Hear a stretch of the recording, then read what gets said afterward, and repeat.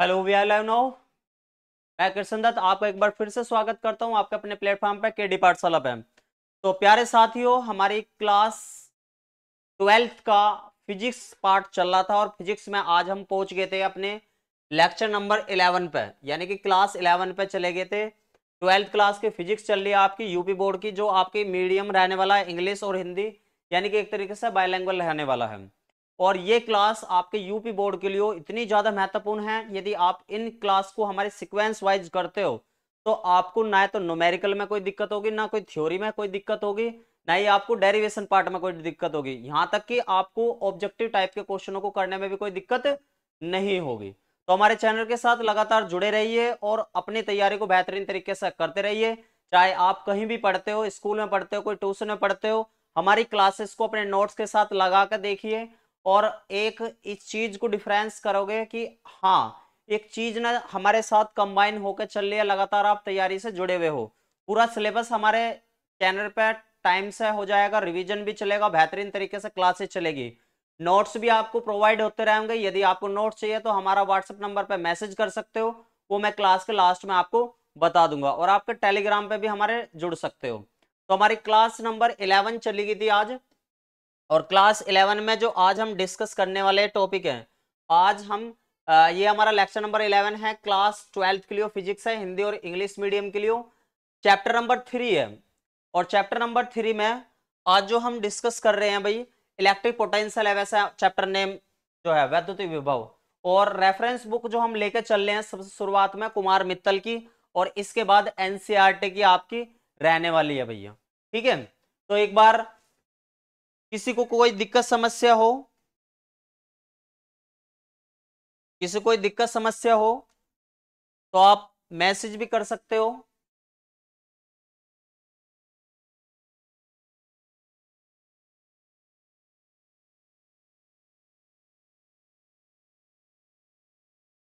ठीक है, तो आज जो हम टॉपिक डिस्कस करने वाले हैं, ये टॉपिक डिस्कस करने वाले हैं, इन्हीं टॉपिकों में से आपको बहुत बेहतरीन तरीके से आपने जब देखा होगा, आपने जब स्कूल में आपको पढ़ाया होगा या नहीं भी पढ़ाया होगा, तो इन टॉपिकों को आप अच्छे तरीके से समझेंगे। सबसे पहले हम समझेंगे इलेक्ट्रिक पोटेंशियल एनर्जी, यानी कि वैद्युत स्थितिज ऊर्जा। इसका एक तो डेफिनेशन पूछ ली जाती है, इसकी डेफिनेशन पूछ ली जाती है, परिभाषा पूछ ली जाती है, और वैद्युत स्थितिज ऊर्जा से रिलेटेड न्यूमेरिकल पूछ ले आता है। न्यूमेरिकल देखने में बहुत टफ होता है, लेकिन अगर आपको कंसेप्ट पता है तो अच्छे तरीके से न्यूमेरिकल को कर लोगे। फिर इसके बाद ये वाला टॉपिक पढ़ेंगे हम।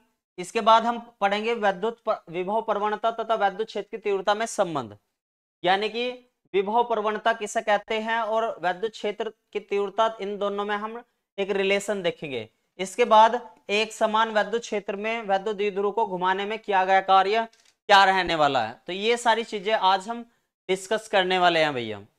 ठीक है, ये चार टॉपिक बहुत बेहतरीन तरीके से देखेंगे, और इन चार टॉपिक के बाद आपका थ्योरेटिकल पोर्शन खत्म हो जाएगा, फिर न्यूमेरिकल पोर्शन चलेगा, और इसके बाद इसके ऑब्जेक्टिव क्वेश्चन चलेंगे। मैं ये चाह रहा हूं कि ऑब्जेक्टिव क्वेश्चन की सीरीज बाद में लेकर जाए, जिससे कि आप ऑब्जेक्टिव जैसे 5 चैप्टर हम कर लेंगे, 5 चैप्टर के बाद ऑब्जेक्टिव क्वेश्चन की सीरीज लेकर चलेंगे, जिससे कि आपको काफी मदद मिले। ठीक है, या फिर बाद में जब हमारा एक बुक का एक पार्ट का सिलेबस कंप्लीट हो जाएगा, उसके बाद ऑब्जेक्टिव क्वेश्चन लगा लें, जिससे कि हमें काफी हेल्प मिले एक साथ ही सारी चीजों की। ठीक है, तो जल्दी जल्दी से बताओ भाई। तो सबसे पहले आज हम देखेंगे इलेक्ट्रिक पोटेंशियल एनर्जी, यानी कि वैद्युत स्थितिज ऊर्जा क्या होती है। ध्यान से समझेगा भाई, वैद्युत स्थितिज ऊर्जा यानी electric electric potential electric potential electric potential energy, यानी कि वैद्युत स्थितिज ऊर्जा। ध्यान से समझनी है भैया, वैद्युत स्थितिज ऊर्जा, और काफी इंपॉर्टेंट टॉपिक है वो। और इससे डेफिनेशन, परिभाषा और डेरिवेशन यहां से छोटा सा बनने का क्वेश्चन संभावना रहती है आपकी, इंपॉर्टेंट क्वेश्चन है। ठीक है, तो ध्यान से समझेंगे टॉपिक को अपने। वैद्युत स्थितिज ऊर्जा एक्चुअल में होती क्या है, देखो भाई, इसे दो तरीके से समझते हैं। मान लो एक केस ये है मेरे पास में, केस समझ जाता हूं, फिर आपको क्लियर हो जाओगे। अगर सपोज करो मेरे पास में यहाँ पे प्लस क्यू चार्ज रखा हुआ है और दूसरी साइड में भी प्लस क्यू चार्ज रखा हुआ है, तो जल्दी से कमेंट करके बताओ प्लस प्लस एक दूसरे को आकर्षित करेंगे या प्रतिकर्षित करेंगे, रैपल करेंगे या अट्रैक्ट करेंगे? जल्दी से कमेंट करके बताओ। तो मैंने आपको बताया था जो सेम सेम चार्ज होते हैं वे एक दूसरे को रैपल करते हैं यानी कि प्रतिकर्षित करते हैं। तो प्लस प्लस क्या करेगा? ये प्रतिकर्षित करेगा।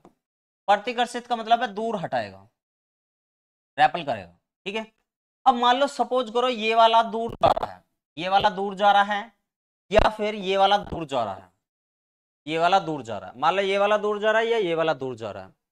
तो अच्छा एक बात बताओ, काम करना कब माना जाएगा? काम करना कब माना जाएगा? ये बेचारे दूर जा रहे हैं, इन्हें पास लाने में मतलब प्रतिकर्षित हो रहे हैं, दूर तो जा ही रहे हैं। तो हमें क्या काम करना? मान लो ये दो मित्र थे, एक ही कैटेगरी में क्लास में पढ़ते थे, और ये दोनों रूठ के, एक इधर जा रहा है एक उधर जा रहा है, दूर हो रहा है।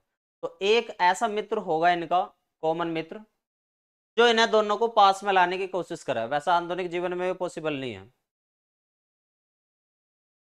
ये दोनों मित्र को पास में लाने के लिए कुछ काम करना पड़ रहा है, यानी कि किसी भी चार्ज को रैपल हो रहा है, ये दूर हट रहे हैं, इन्हें पास में लाने के लिए, इन्हें पास में लाने के लिए कुछ काम करना पड़ा, कुछ कार्य करना पड़ा, कुछ कार्य करना पड़ा। यानी कि ये प्रतिकर्षित हो रहे थे, दूर हट रहे थे, लेकिन पास में लाने के लिए किसी ने कुछ काम करा। अब ये जो काम करा पास में लाने के लिए, ये एक एनर्जी के रूप में स्टोर हो जाएगा, यानी कि ऊर्जा के रूप में क्या हो जाएगा? इकट्ठा हो जाएगा। ऊर्जा के रूप में ये काम जो है ऊर्जा के रूप में क्या हो गया? इकट्ठा हो गया।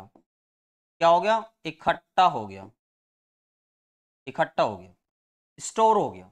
तो इसे ही काम काम जो है वो जो वर्क है हमारा, वो एनर्जी के फॉर्म में क्या हो गया? स्टोर हो गया।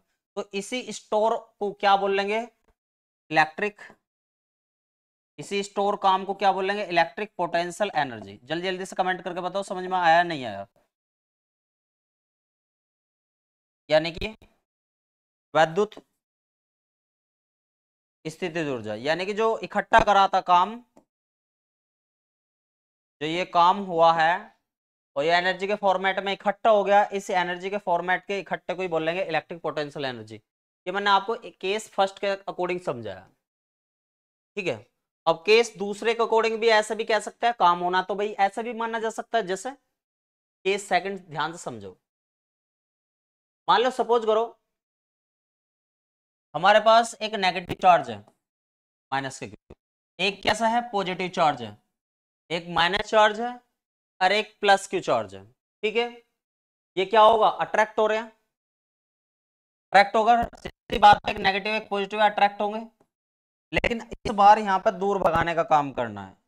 कोई ना कोई एक ऐसी चीज होगी जो इन्हें दूर हटाने का काम करेगी। इसे भाई पास तो आ ही रहे हैं, ये दूर हटाना है इसे।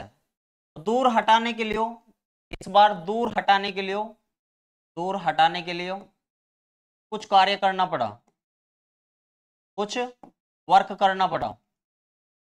और ये जो वर्क आपने किया है, ये एक एनर्जी के फॉर्म में स्टोर हो गया, एनर्जी के फॉर्म में स्टोर हो गया। क्या हो गया? एनर्जी के फॉर्म में स्टोर हो गया, यानी कि ऊर्जा के रूप में, ऊर्जा के रूप में संचित हो गया या इकट्ठा हो गया। और इसी स्टोर वर्क को जो एनर्जी के फॉर्मेट में स्टोर हुआ है, इसे बोलते हैं इलेक्ट्रिक पोटेंशियल, पोटेंशियल एनर्जी, वैद्युत स्थितिज ऊर्जा। इसे क्या बोलेंगे? वैद्युत स्थितिज ऊर्जा। जल्दी से बताओ दोनों केस में आपको इलेक्ट्रिक पोटेंशियल एनर्जी समझ में आई या नहीं आई? थ्योरी समझ में आई या नहीं आई? क्लियर है ये वाली कहानी? अगर कोई फिर भी यहां से एक प्रॉपर डेफिनेशन लेना चाहता हो हिंदी में, तो ऐसा लिख सकते हो कि किसी भी वैद्युत आवेश को, किसी भी दो वैद्युत आवेश को, ऐसा मान के चलो किसी भी दो वैद्युत आवेश को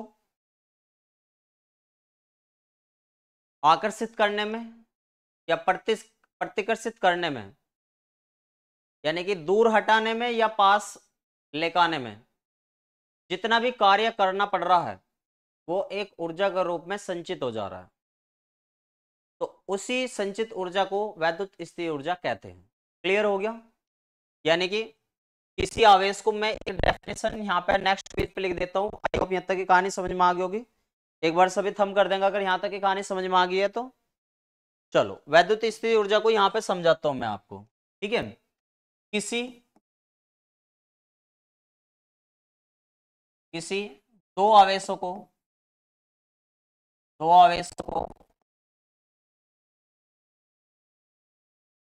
किसी दो आवेशों को दूर ले जाने में या पास ले जाने में, पास लाने में कुछ कार्य करना होता है, कुछ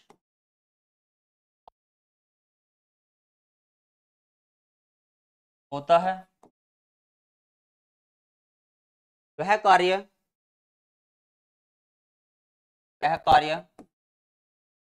ऊर्जा के रूप में संचित हो जाता है,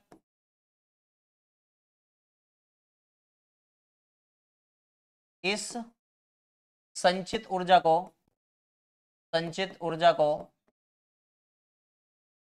वैद्युत स्थितिज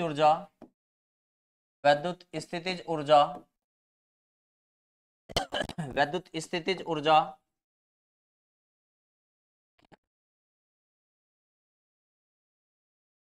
वाली बात।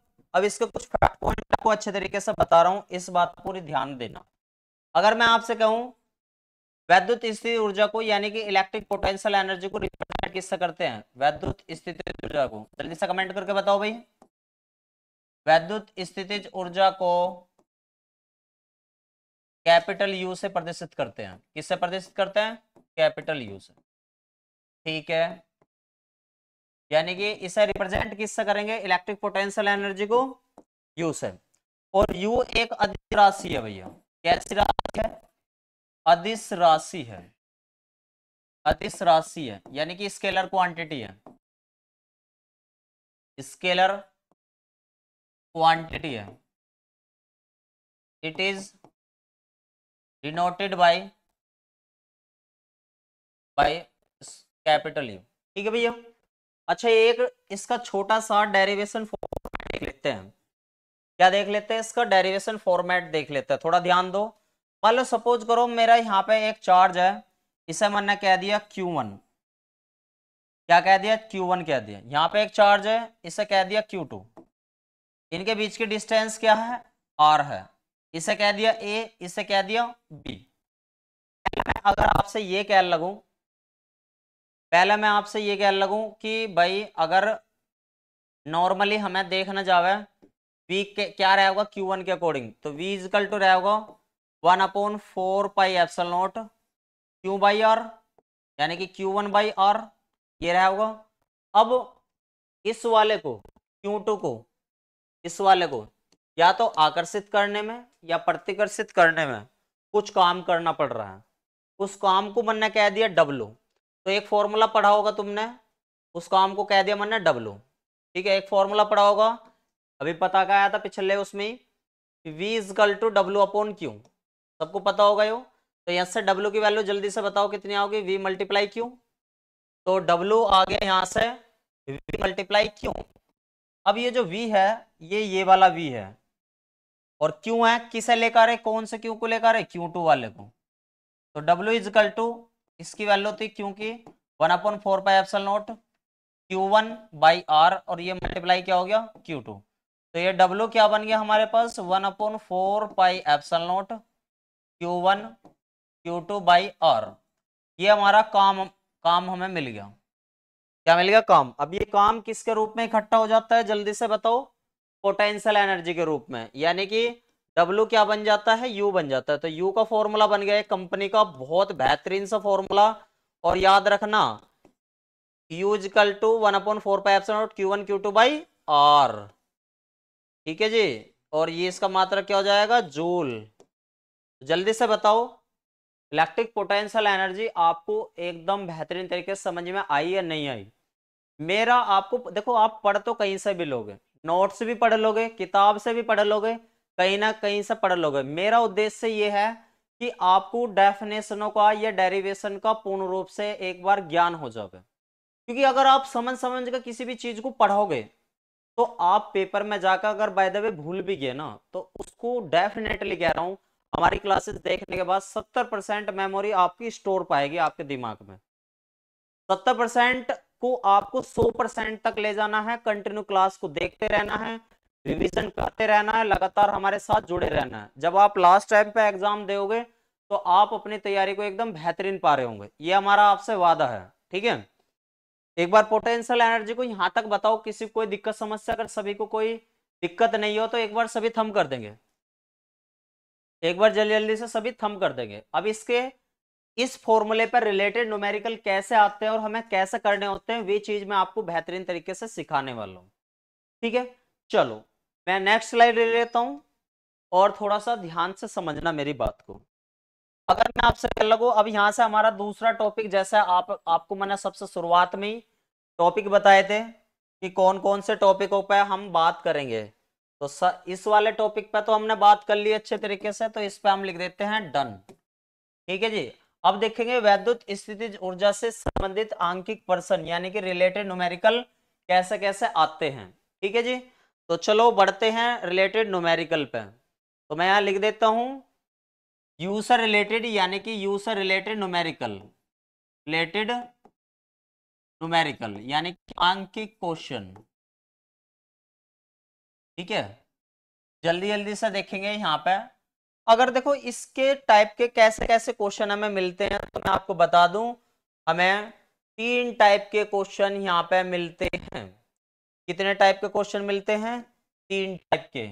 पहले टाइप का क्वेश्चन थोड़ा सा ध्यान से समझेंगे, पहले टाइप का क्वेश्चन यहाँ पे जरा ध्यान से समझेंगे भैया। ठीक है,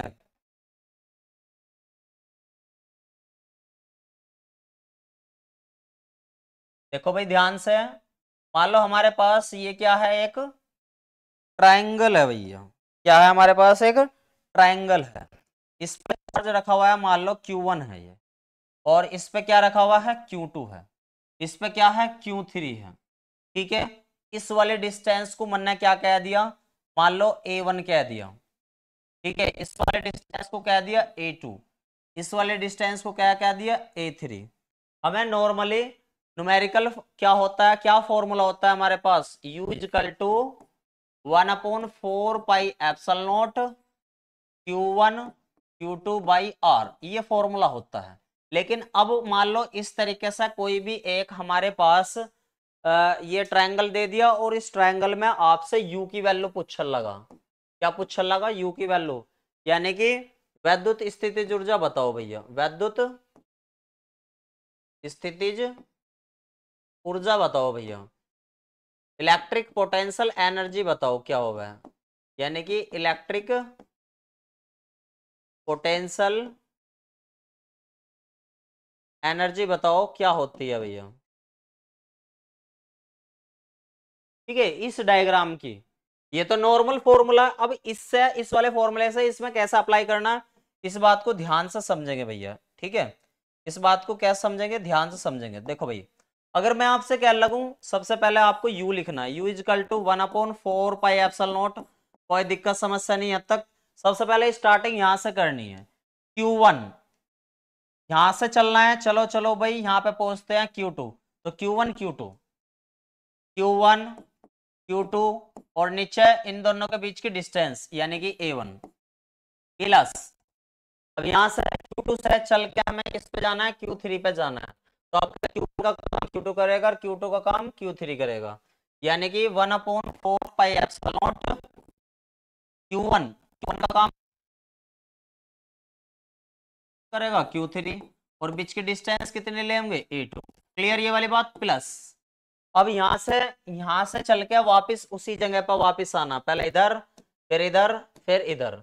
तो Q3 अब हमारा Q1 का काम करेगा और Q1 किसका काम करेगा? Q2 का। तो यानी कि 1/4 pi epsilon not Q3 Q1 upon A3। जल्दी से बताओ फॉर्मूला समझ में आया या नहीं आया? जल्दी से बताओ फॉर्मूला समझ में आया या नहीं आया? इस तरीके से फॉर्मूला हम ज्यादातर क्या काम करते हैं, इनमें से कॉमन वगैरह भी ले लेते हैं। 1/4 पाई एप्सिलॉन नॉट कॉमन लेके और फिर इसे Q1 Q2 by A1 plus Q2 Q3 by A2 plus Q3 Q1 by A3 और इस तरीके से, और इस पूरे की वैल्यू भी हम डायरेक्टली रख लेते हैं 9 मल्टीप्लाई 10⁹। अगर इनकी वैल्यू दियो रखेगी क्वेश्चन में तो हम आराम से इस फॉर्मेट पे क्वेश्चन कर सकते हैं। ठीक है जी, इस फॉर्मेट पे क्वेश्चन कर सकते हैं। अभी तो मैं यहाँ एक आधा करा दूंगा जिससे कि आपको पता रहे, फिर जब हमारे न्यूमेरिकल चलेंगे वहां पे आराम से आपको बता दूंगा। वैसे जल्दी से बताओ इस टाइप का न्यूमेरिकल आप बना लग रहोगे या नहीं बना लग रहोगे? जल्दी से कमेंट करके बताओ। क्लियर है सभी को यहां तक की कहानी? आप मेहनत करते रहो हमारे साथ, मेरी जिम्मेदारी है मेहनत कराने की। ठीक है, चलो जी एक क्वेश्चन ले लेता हूं इसी इसी के फॉर्मेट का। एक क्वेश्चन से समझाता हूं आपको कहानी। क्वेश्चन ले लेता हूं, क्वेश्चन नंबर फर्स्ट। तो जल्दी जल्दी से एक क्वेश्चन देखते हैं, एक क्वेश्चन देखते हैं जल्दी जल्दी से और फिर आगे बढ़ेंगे भाई। ठीक है,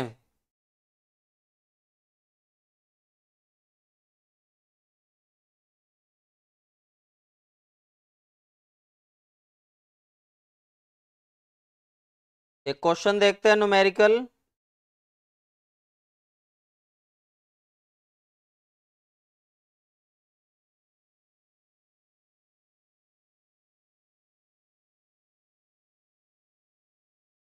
चलो एक न्यूमेरिकल ले लेते हैं, एक बेहतरीन सा न्यूमेरिकल, थोड़ा ध्यान से समझेंगे। हमारे पास एक ट्रायंगल दे रखा है, ये रहा एक ट्रायंगल, और इस ट्रायंगल में यहाँ पे ये क्यू रखा हुआ है और प्लस 2Q दे रखा है। सभी न्यूमेरिकल करने की कोशिश करेंगे मेरे साथ, अगर आपको आ गया है। और इनके बीच की डिस्टेंस ये दे रखा है, ये -4Q दे रखा है। ये क्या दे रखा है? -4Q। और आपको ए की वैल्यू दे रखी है क्वेश्चन में 0.10 मीटर इतनी वैल्यू दे रखी है। और क्योंकि वैल्यू आपको यूज करनी है 1 मल्टीप्लाई 10⁻⁷ कूलम, ये यूज करनी है। और आपसे पोटेंशियल एनर्जी पूछ रहा है, वैद्युत स्थितिज ऊर्जा पूछ रहा है। एक बार जल्दी जल्दी से ट्राई करो क्वेश्चन को। ठीक है भैया, जल्दी जल्दी से ट्राई करो क्वेश्चन को। ठीक है, सभी ट्राई करो एक बार जल्दी जल्दी, फिर देखो कैसे करते हैं। ठीक है, सभी ट्राई करो। देखो सॉल्यूशन कैसे बनाऊंगे इसका। तो u equal to 1/4 pi epsilon naught Q1। देखो पहले यहां से स्टार्ट करो, ये Q है, मल्टीप्लाई ये कितना है 2Q। 2Q पाई, अभी वैल्यू मत ना रखना, इनके बीच की डिस्टेंस कितनी है a है।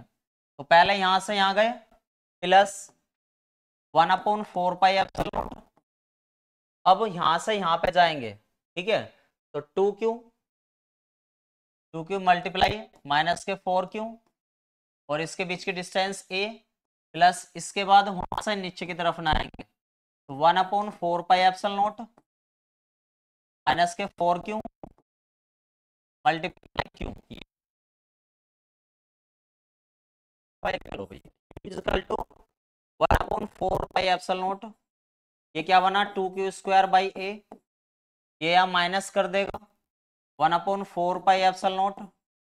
ये 4 दूनी 8Q² बाई a, ये वाला यहाँ माइनस कर देगा 1/4 pi epsilon not 4Q² by a।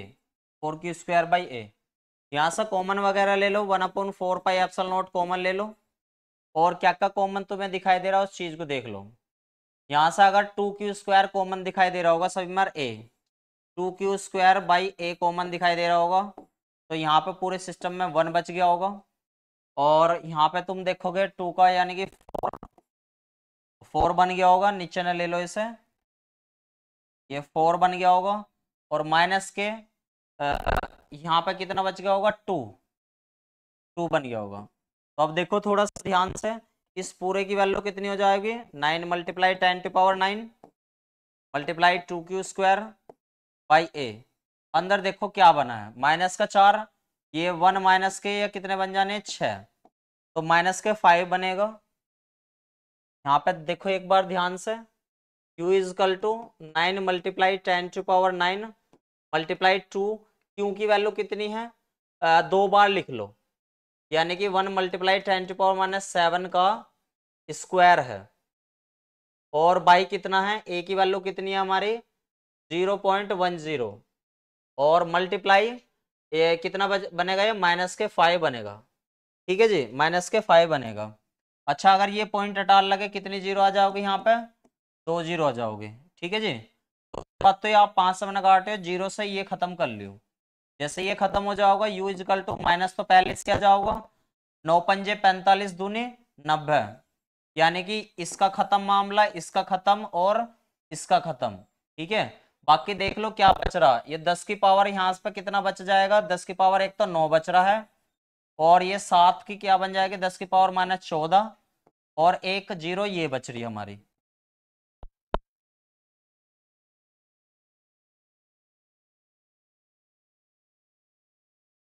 Power घटा देंगे तो माइनस के 90 गुना 10 की पावर -4 ये बना। अभी एक जीरो खत्म और हो जाएगी यहाँ पे, तो माइनस के 9 मल्टीप्लाई 10⁻³ जूल। जल्दी से कमेंट करो किस किस का एकदम बढ़िया आंसर आ गया, किस किस का एकदम गजब बढ़िया आंसर आ गया, जल्दी जल्दी से कमेंट करो। तो एक तो इस टाइप पे मिलेंगे आपको, एक आपको उसके फॉर्मेट पे मिलेंगे, स्क्वायर के फॉर्मेट पे।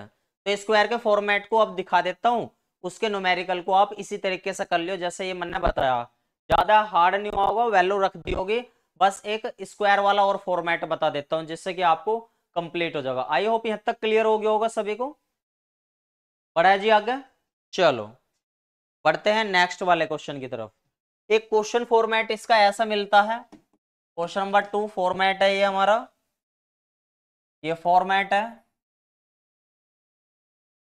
मान लो इस बार आपको क्या कह देगा, एक स्क्वायर फॉर्मेट का दे देगा भैया, एक स्क्वायर फॉर्मेट का दे देगा इस तरीके से, ये एक स्क्वायर फॉर्मेट का दे देगा, और एक स्क्वायर के फॉर्मेट में यहाँ क्यू कह देगा, यहाँ पे भी क्यू कह देगा, मान लो Q1 कह दिया, यहाँ पे Q2 कह दिया, यहाँ पे Q3 कह दिया, और यहाँ पे क्या कह दिया Q4।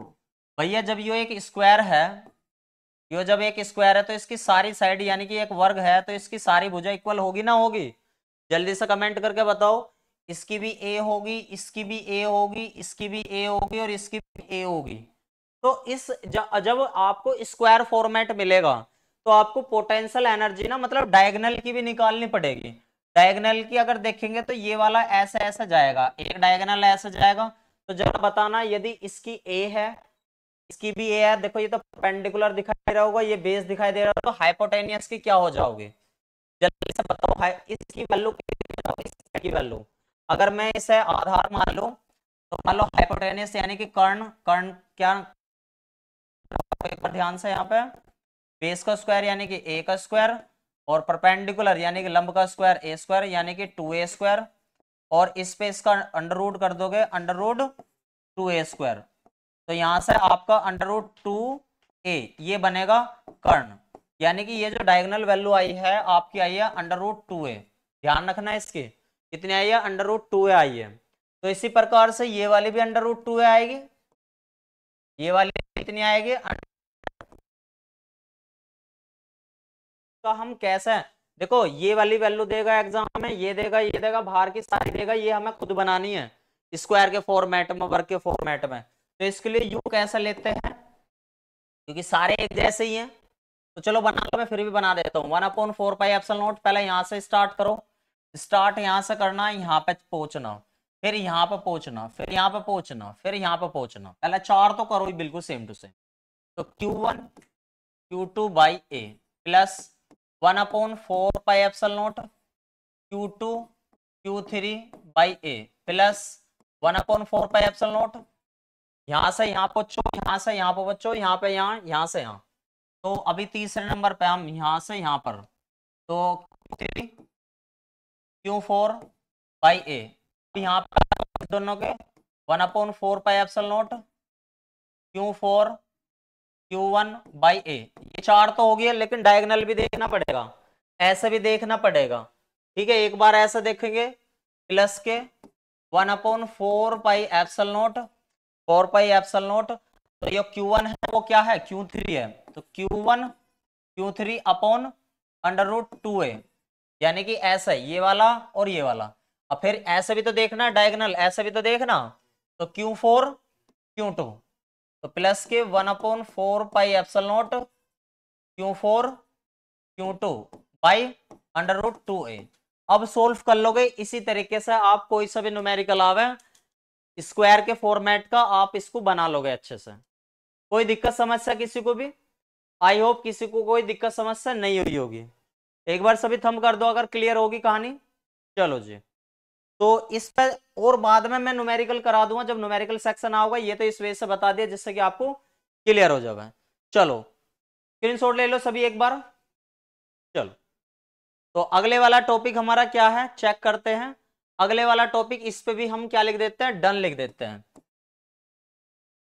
अगले वाला टॉपिक है विभव प्रवणता और वैद्युत क्षेत्र की तीव्रता में संबंध। तो इस पे भी डन लिख दो, बहुत छोटा सा ही है, अभी करा देता हूं मैं से। ठीक है, वैद्युत विभव प्रवणता क्या है, विभव प्रवणता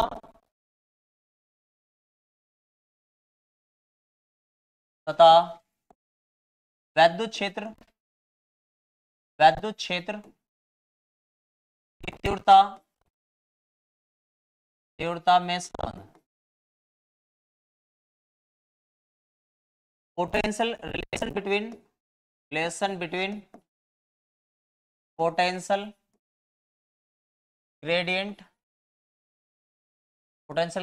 एंड इंटेंसिटी ऑफ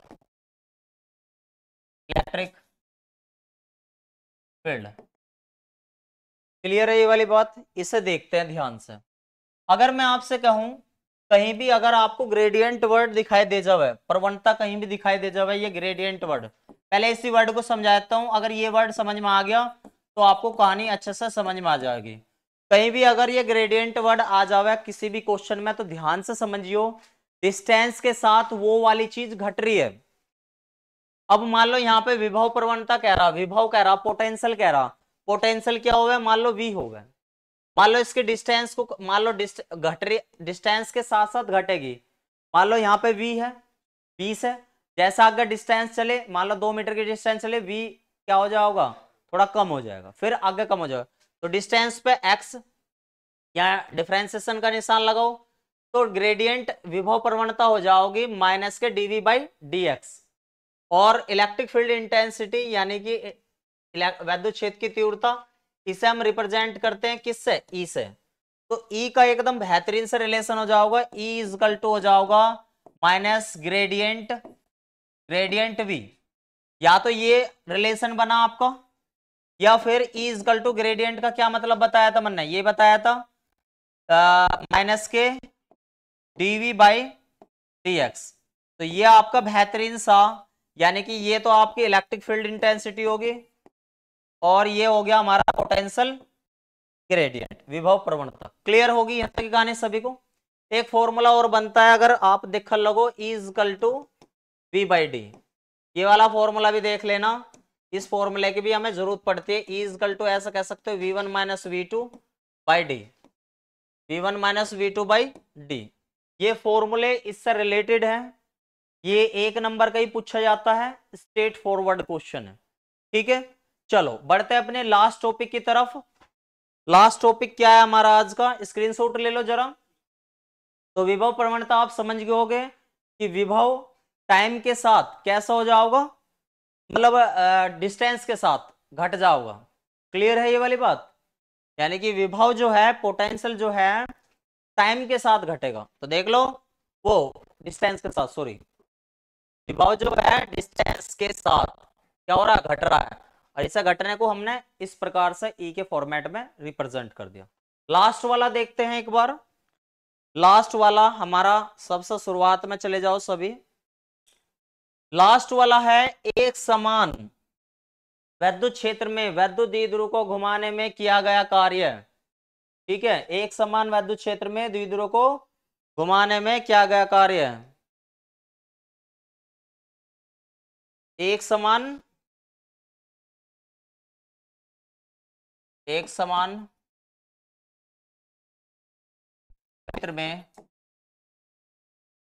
क्षेत्र में द्विध्रुव को घुमाने में किया गया कार्य।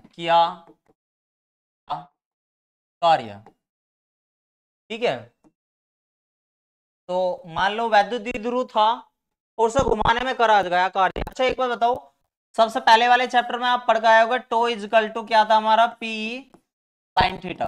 याद है सभी को, ये था हमारे पास में।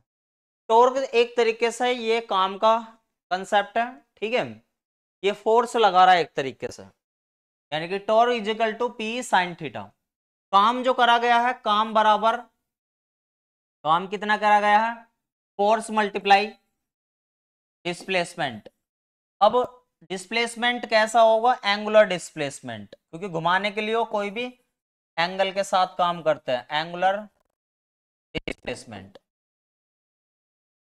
यानी कि बल गुना कोणीय विस्थापन, ये वाला। तो काम क्या हो जाएगा, फोर्स को हमने एक तरीके से इसी फॉर्मेट में लिख दिया, PE sine theta multiply angular displacement क्या होगा हमारा, डी थीटा। जल्दी से बताओ कमेंट करके, कोई दिक्कत समस्या किसी को भी,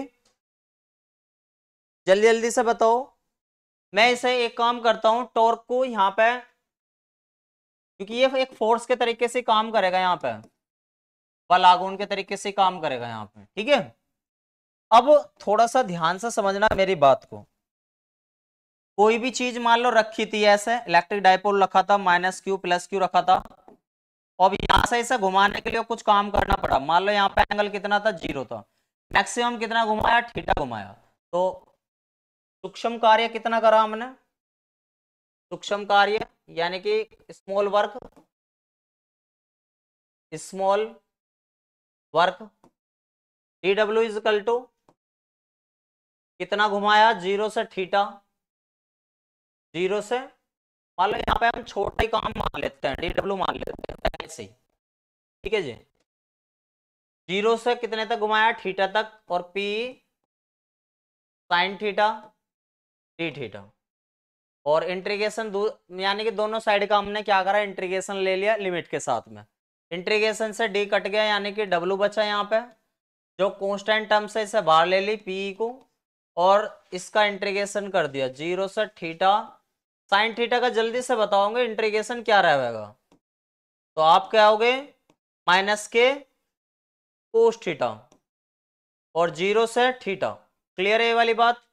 तो W बराबर माइनस पहला आ जाएगा -p, और ये क्या बन जाएगा, कोस थीटा, और लिमिट 0 से थीटा। इस पर लिमिट अप्लाई कर दो, तो W बराबर -k p, लिमिट अप्लाई करोगे तो क्या होगा, कोस थीटा -k कोस 0, यानी कि थीटा की जगह एक बार तो थीटा रखते हैं, माइनस थीटा की जगह एक बार 0 रखते हैं। क्लियर ये वाली बात। तो W बराबर -k p, क्या काम करो, माइनस को अंदर भेज दो, माइनस को क्या करोगे, अंदर भेज दोगे। ठीक है, माइनस को अंदर भेज दिया तो आप देखोगे ये प्लस वाला पहला आ जाएगा, कोस 0 -k कोस, तो प्लस का तो माइनस हो गया, माइनस का तो प्लस हो गया। कोस 0 की वैल्यू 1 होती है, और ये कोस थीटा। तो हमारे पास ये एक बेहतरीन सा फॉर्मूला बन के आया कि कितना हमने काम करा है। ठीक है, अब इसके कोई स्पेशल केस होते हैं। मान लो आपने कितने डिग्री का एंगल घुमाया, थीटा बराबर क्या घुमाया, 180 डिग्री घुमा दिया। ठीक है जी, तो W बराबर क्या बनेगा, P 1 माइनस कोस 180, और कोस 180 की वैल्यू जल्दी से बताऊंगा स्टूडेंट, क्या रहेगी, 1 माइनस माइनस के 1 होगी। क्लियर है। तो W बराबर P, और ये 1 + 1, यानी कि W बराबर क्या बन जाएगा, 2P। क्लियर ये वाली कहानी। अब आप अगले वाले केस में इसमें थीटा बराबर 90 डिग्री भी रखकर देख सकते हो। आज की क्लास हमारी कैसे लगी जल्दी से कमेंट करके बताओ। मिलते हैं नेक्स्ट क्लास में, और नेक्स्ट क्लास में हम जो पढ़ने वाले हैं न्यूमेरिकल कंसेप्ट को पढ़ने वाले हैं। तो न्यूमेरिकल कंसेप्ट के साथ बने रहिए, इसी प्रकार से लगातार क्लासेस को देखते रहिए। ऑल द बेस्ट सभी को, जय श्री राधे कृष्ण।